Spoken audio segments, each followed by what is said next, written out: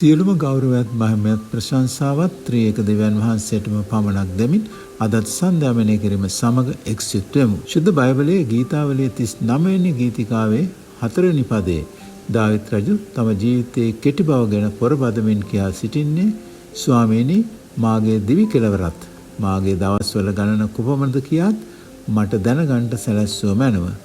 මම කොපමණ බෙලහීනෙම්දයි මට දැනේවා යනුවෙනුයි. පස්වෙනි පදයේ ඔහු විස්තර කරන්නේ ඔහුගේ ජීවිත කාලයේ වියතක් මෙන් කෙටි බවයි. ඔහුගේ වයස උන්වහන්සේ ඉදිරියේ මොහොතකටත් වඩා අඩු බවයි.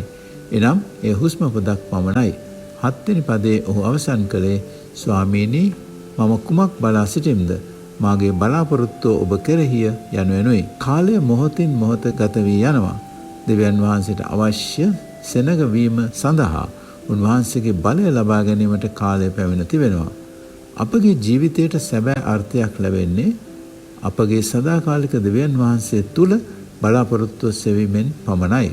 අපි මෙනෙහි කරමු. ක්‍රිස්තුස් වහන්සේ මෙන් ජීවත් වීමට කාලය පැමිණ තිබෙනවා.